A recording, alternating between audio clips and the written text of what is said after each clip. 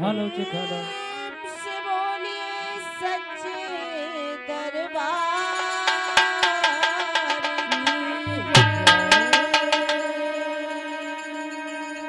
भाई प्रेम से बोलिए शंकर भगवान की प्रेम से बोलिए हनुमंत लाल की भाई प्रेम से बोलिए सरस्वती मैया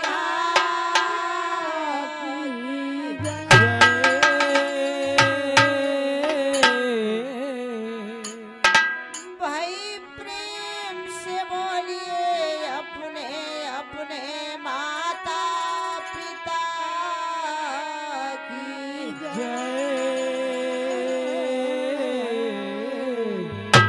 जय जय सीता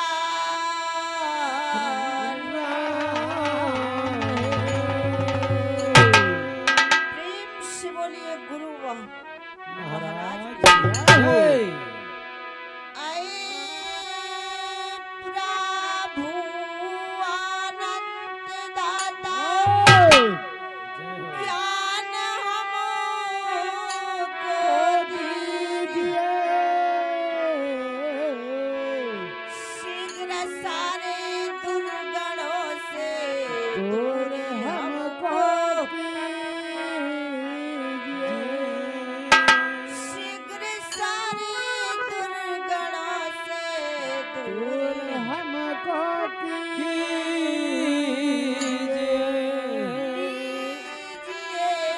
हमको शरण में और हरि हम सदा चारी बने सदाचारी धर्म रक्षक वीर पतधारी हम पे भगवान संकट परा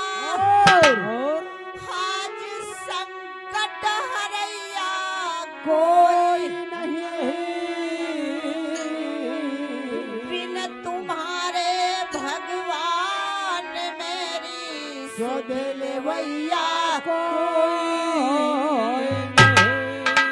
बिन तुम्हारे भगवान मेरी सुध भैया प्रेम से बोलिए भाई गुरु महाराज की प्रेम से बोलिए भाई प्रेमी समाज की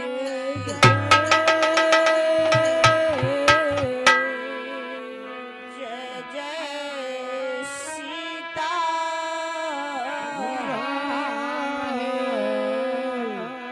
सदा भवानी दाहिने सदा भवानी दाहिने अवसर मुख रहे गणेश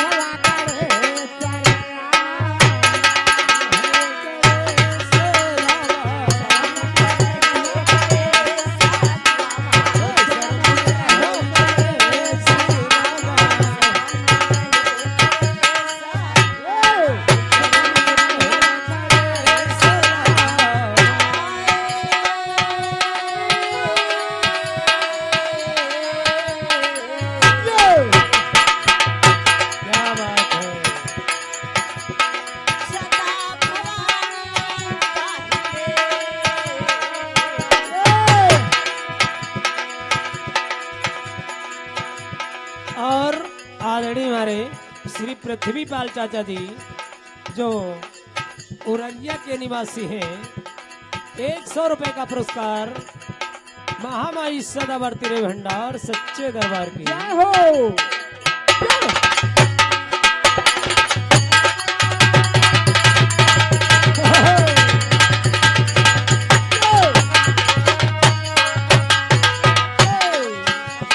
सदा भवानी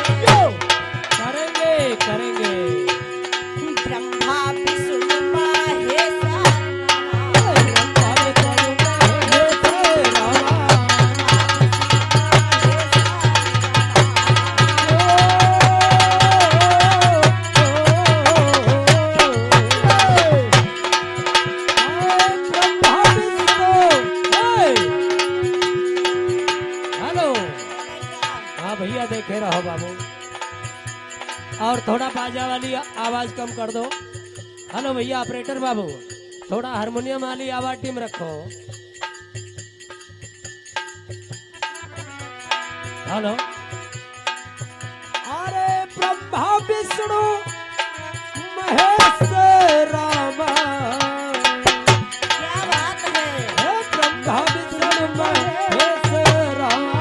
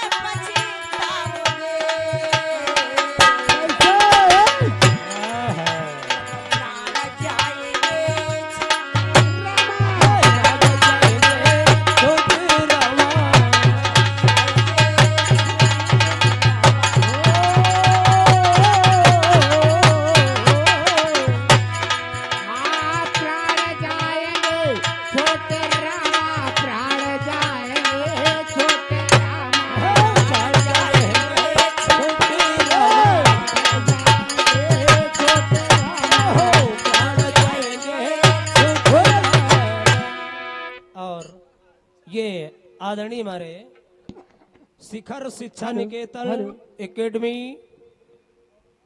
जो कि कोजीपुर देवा बाराबंकी प्रबंधक अखिलेश कुमार यादव, ये बाबू की तरफ से 501 रुपए का पुरस्कार है। और गुरुदेव जी सदा सद्बुद्धि प्राप्त करे, प्रेम से बोले सच्चे दरबार की, जय हो, प्रेम से बोलो सरस्वती माता की। जय हो।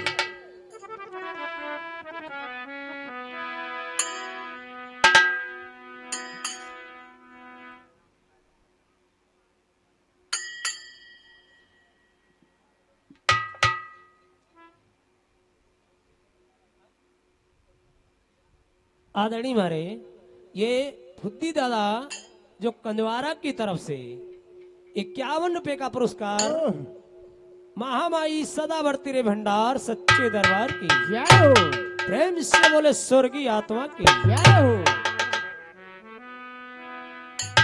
बोलो। और आदरणीय हमारे श्री हरिचरण दादा जो बिलाहा धरती से 51 रुपए का पुरस्कार, गुरुदेव जी सदा बढ़ते रे भंडार सच्चे दरबार की। जय हो। अरे आइए हाँ चलिए। हमारे हिंदू धर्म में हाँ हाँ जब कोई कार्य हाँ, करने चलो, हाँ छोटा हो या बड़ा, हाँ, गणेश भगवान की विनती वंदना, पूजा आराधना, ताकि गणेश भगवान हाँ प्रथम पूज्य हैं। वो तो है। आइए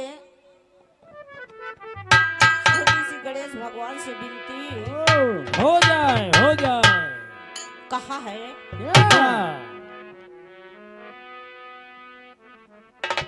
कि सुना आदि गणेश ओहो और सुना आदि गणेश, लजिया हमरी बचाएला। सुना आदि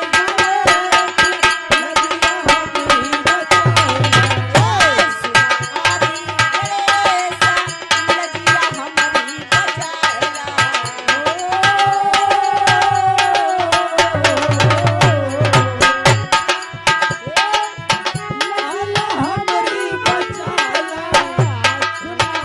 सुना आदि गणेश, लजिया हमरी बचाएला। सुनाया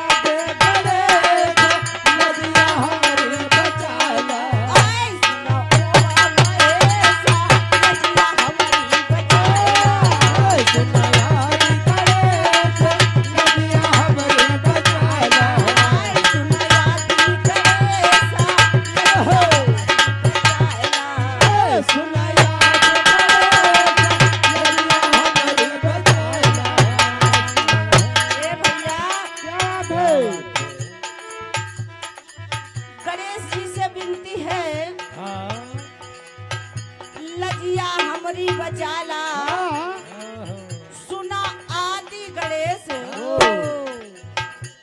ढोलक मास्टर गणेश कई प्रकार के होते भैया हाँ हाँ गणेश कई प्रकार के हैं है लेकिन हम जिस गणेश से विनती कर रहे हैं और क्या वो कौन से गणेश हैं हाँ हाँ नारद पूजे शारद पूजे नारद पूजे शारद पूजे नारद पूजे शारद पूजे नारद पूजे शारद पूजे आए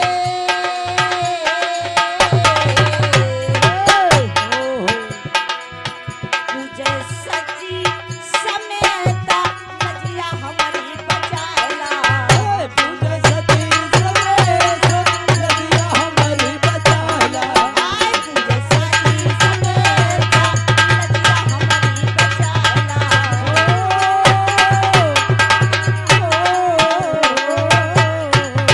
क्या बात है नदिया हमारी बचाला ओ नदिया हमारी बचाला सुना सुना रे नदिया हमारी बचाला आए सुनाई गणेश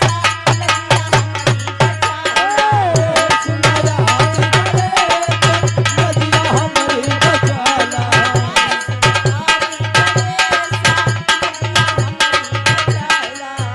सुना याद करे नदिया हमारी बचाला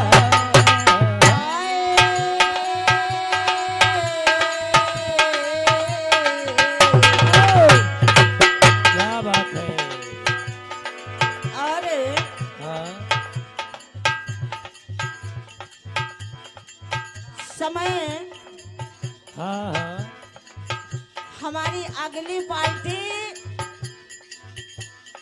अपने मन से उपस्थित कर दिया होगा हम तो जानते नहीं लेकिन हाँ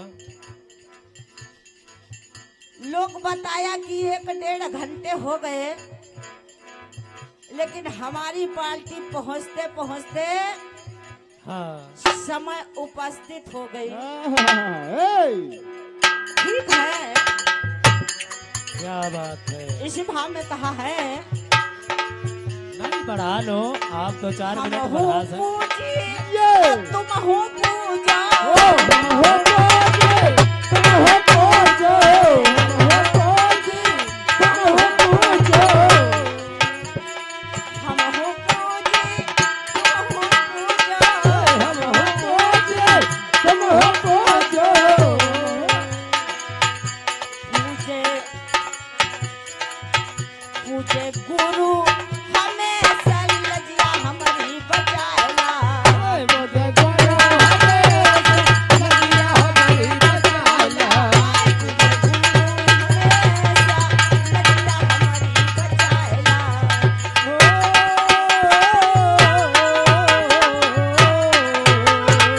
और ये आदड़ी हमारे है बाजा मास्टर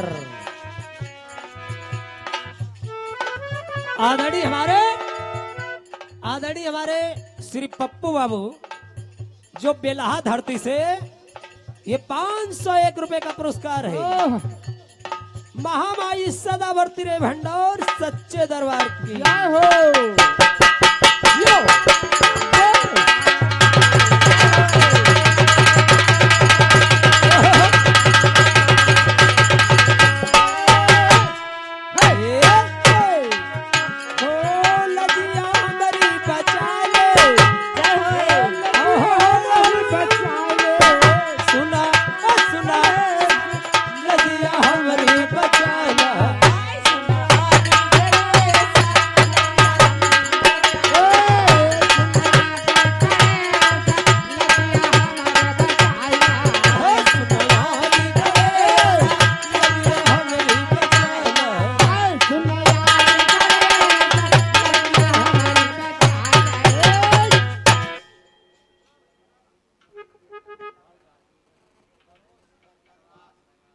आदरणीय मारे ये बरोज से राम गुलाम दादाजी की तरफ से 100 रुपए का पुरस्कार है। और ये गुरगुज से हमारे गिरधारी लाल चाचा जी की तरफ से 100 रुपए का पुरस्कार है सच्चे दरबार की। आदरणीय साजराम शर्मा चाचा जी की तरफ से जो मलुकपुर की तरफ से 100 रुपए का पुरस्कार है सच्चे दरबार की।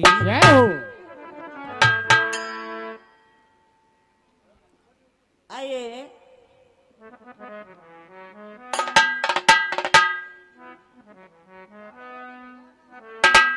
आइए एक लाइन में मां से विनती है, वो कैसे तर्ज मिली ओहो बाबुल का ये घर बहना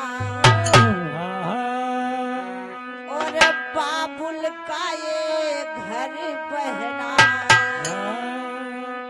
कुछ दिन का ठिकाना है। बाबुल का ये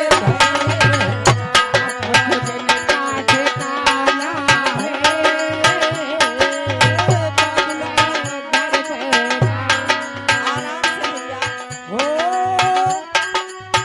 बाबुल का ए बाबुल का चारों बहना कुछ दिन का ठिकाना है।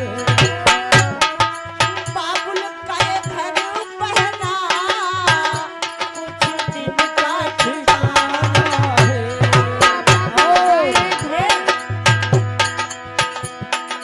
बन के दुल्हने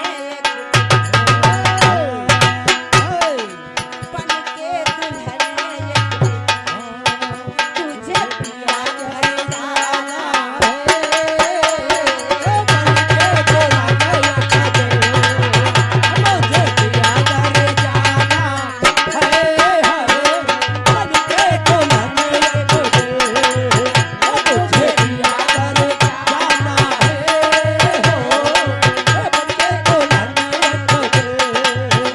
तुझे पिया घर जाना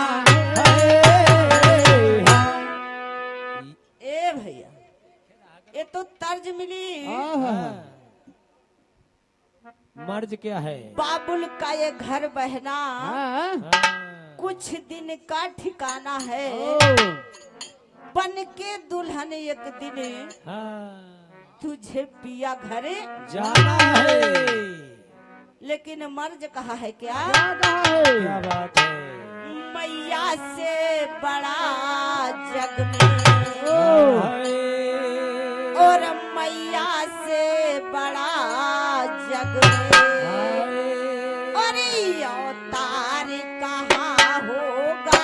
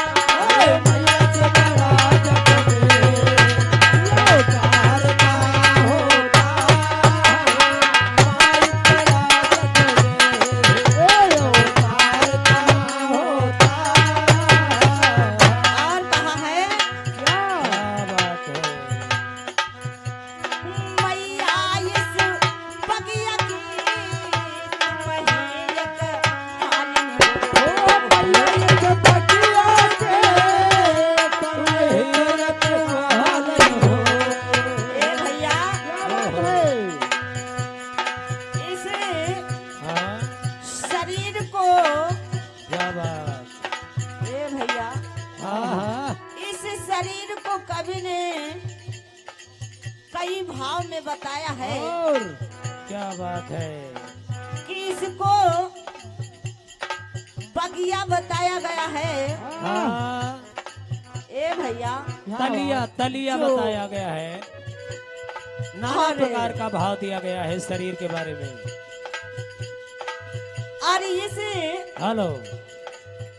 जीव हाँ हाँ, माली बताया गया है, हाय हाय। जो हम आपके शरीर में बोलता है। ओहो और क्या।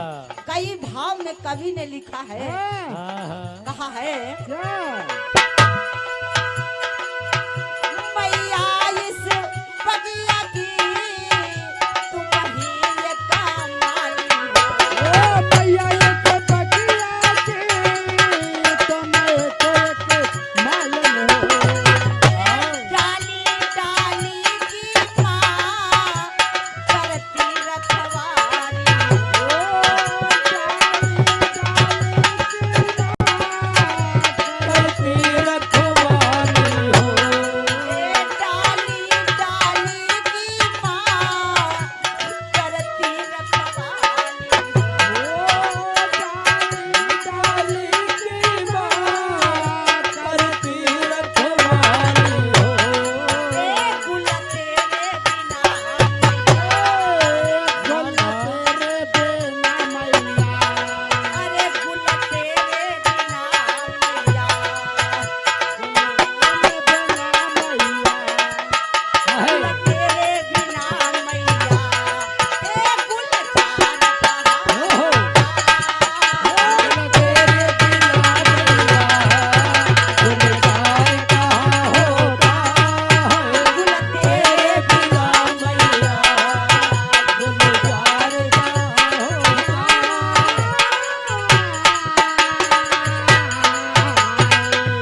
क्या बात है। गुल तेरे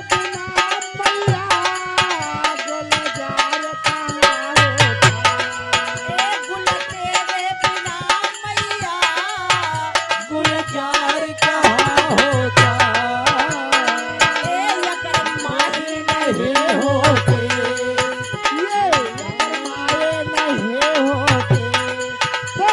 संसार कहाँ होता जब माई नहीं होते। संसार कहाँ होता माई नहीं होते। संसार कहाँ होता। भैया मैया इस बगिया की तुम ही एक माली हो। हो। डाली डाली की माँ हाँ हाँ, करती रखवारी हो। और क्या। कुल तेरे बिना मैया गुलजार कहाँ। होता।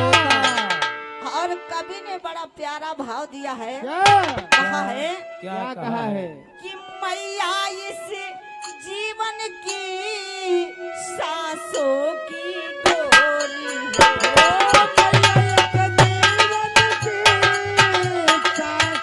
की डोरी हो। मैया इस जीवन की सांसों की डोरी हो। मैया एक सांसों की डोरी हो। मैं सरगम हूँ मैया,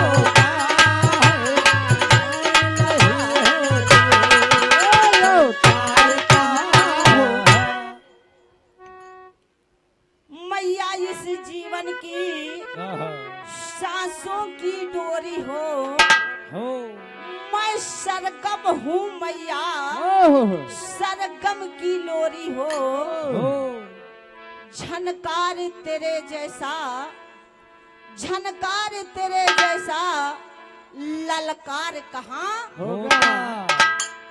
और कवि ने बड़े प्यारे भाव से दिया है, क्या क्या बात है। कहा है कि मैया इस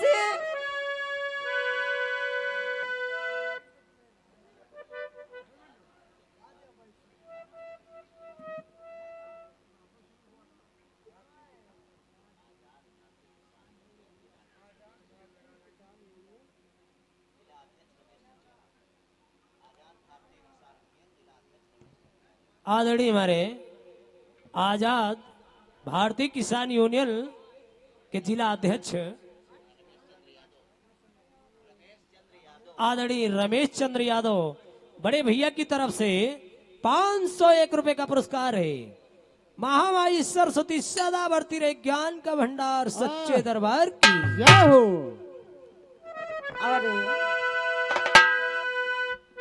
कहा है क्या क्या? कहा है कि मैया इस नैया की ओहो, तुम ही तो खेवैया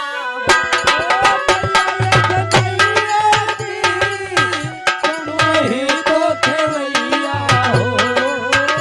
मैया इस नैया की तुम ही तो खेवैया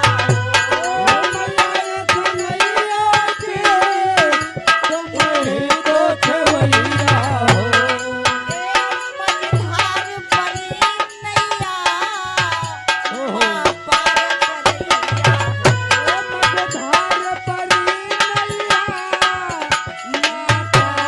करैया हो। मझधार परी नैया पार करैया धार बड़ी नैया, पार करैया हो। पतवार तेरे जैसा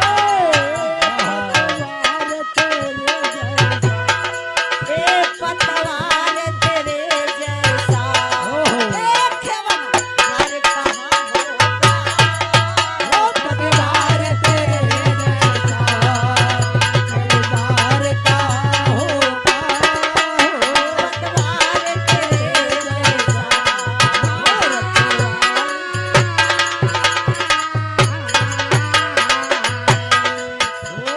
पतवार तेरे जैसा रखवार का होता पतवार तेरे जैसा खेवना हार का होता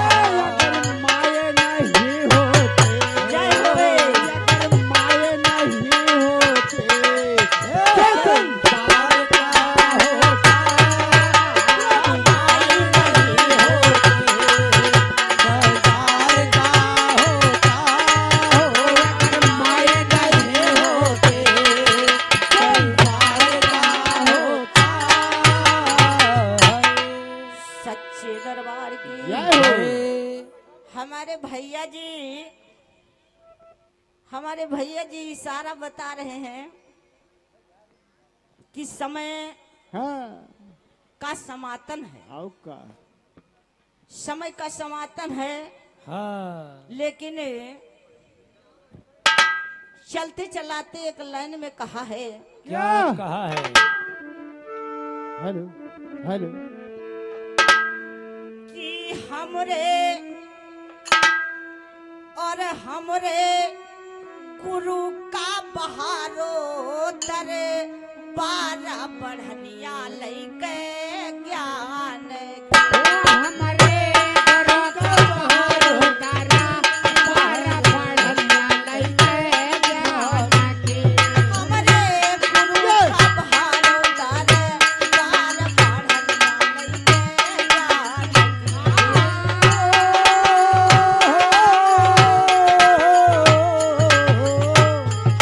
जय होए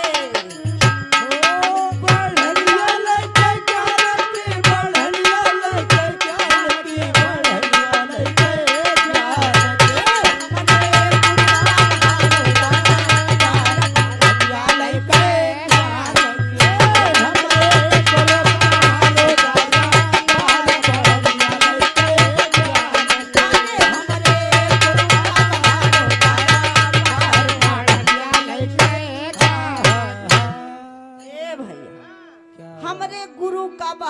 दरबार बढ़निया लेके बढ़निया लेके ज्ञान ज्ञान की की। लिख दिया कवि ने कहा है क्या क्या बात है। कि पवन हिलोरा चलैती कोरा उड़ी अवे खरपतवार पवन हिलोरा चलत कोरा लड़को खरपतवार हो पवन हिलोरा चलैती कोरा उड़ी अवे खरपतवार हो बढ़िया खरपतवार हो राजा बढ़िया खरपतवार हो आदम लइके ज्ञान बढ़निया जियो। मास्टर हाथम लइके ज्ञान बढ़निया साहब का बहार उतारा बार बढ़निया लइके ज्ञान के।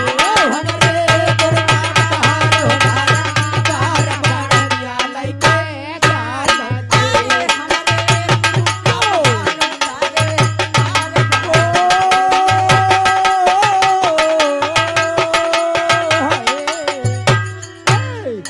ओ बढ़निया लइके ज्ञान के, बढ़निया लइके ज्ञान के, बढ़निया लइके ज्ञान के। बढ़निया लइके ज्ञान के।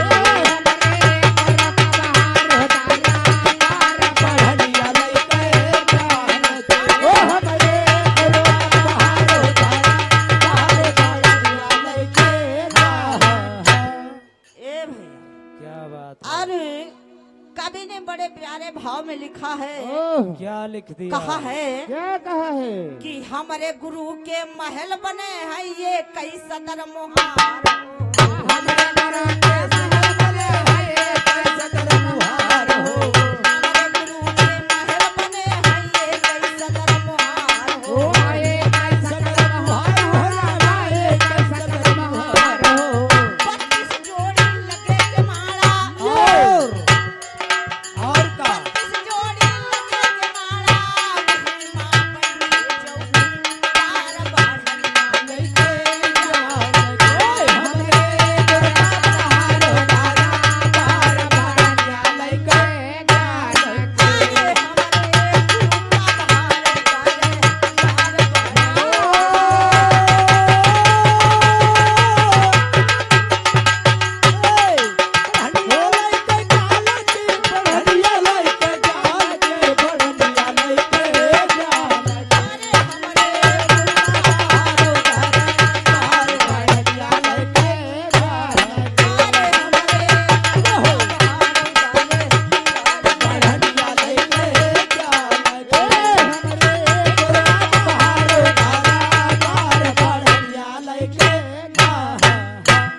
ए भैया हमारे गुरु के महल बने हैं हाँ, एक कई सदर मुहार और का 32 जोड़ी लगे के माला हाँ, वही माँ बैठे चौकीदार और का भैया बढ़निया लेके ज्ञान की।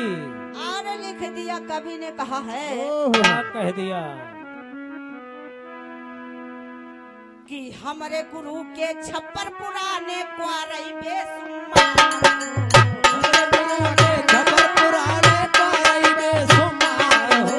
हमारे गुरु के छप्पर पुराने क्वारई बेसुमार हमरे गुरु के खबर पुराने पाई में सुमार हो।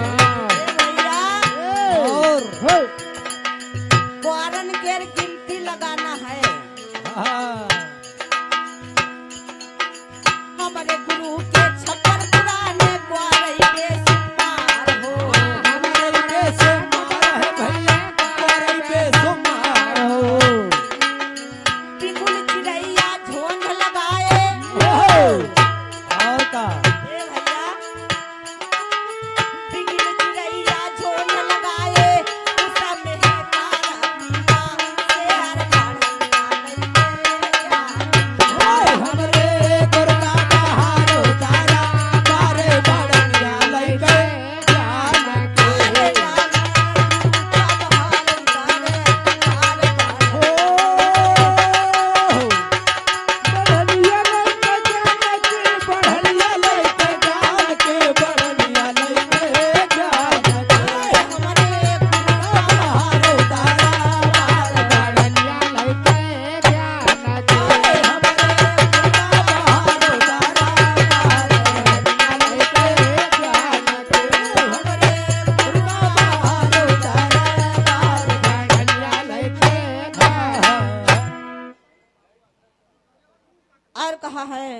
क्या कह दिया? कि कहीं कबीर सुनो भाई साधो ई पद है निर्वाणा। कबीर सुनो वैसा धोई पद है निर्वाण हो। कहीं कबीर सुनो भाई साधो ई पद है निर्वाणा। पद है सुनो वैसा धोई पद है निर्वाण। जो ई पद का अर्थ लगावे, जो ई पद का अर्थ लगावे वह संत हम जाना। बढ़निया लइके ज्ञान हमरे दुर्गा बहारो दारा बार बढ़निया लइके ज्ञान आरे हमरे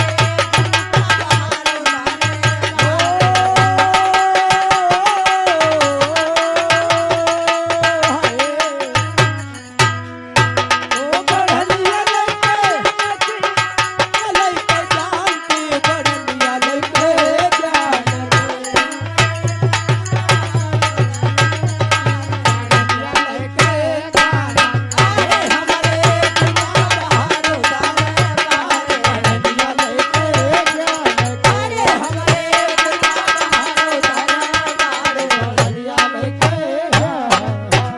सच्चे दरबार की जय हो गुरु महाराज की जय हो।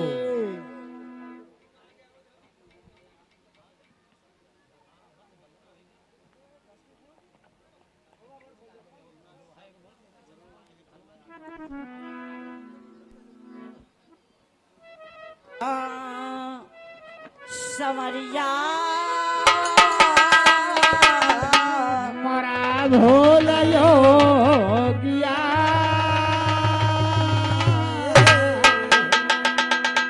कहा है चलते चलाते एक लाइन में हाँ, कि हमारी अगली पार्टी बेसब्री से इंतजार कर रही है। इसी भाव में चलते चलाते कहा है हाँ। कि संत मिलने को जाइए। और क्या, चलो। संत मिलने को जाइए। और तज माया अभिमान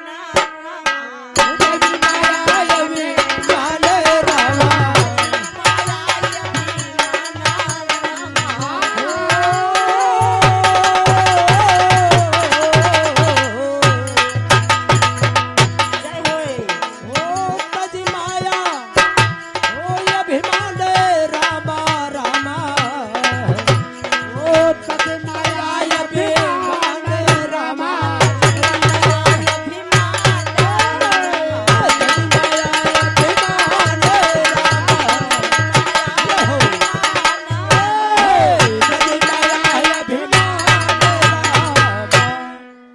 संत मिलन को जाइए।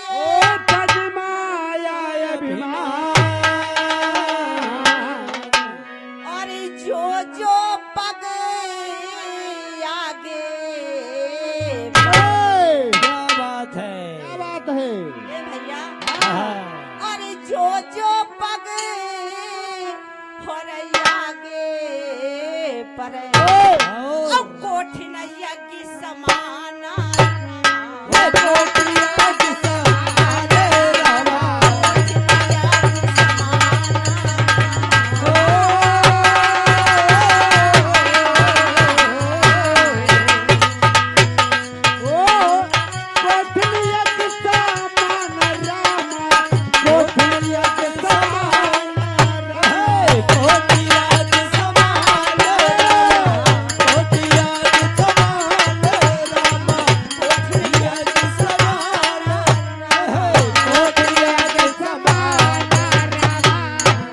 सच्चे दरबार की गुरु महाराज की जय हो प्रेमी समाज समाज की जय।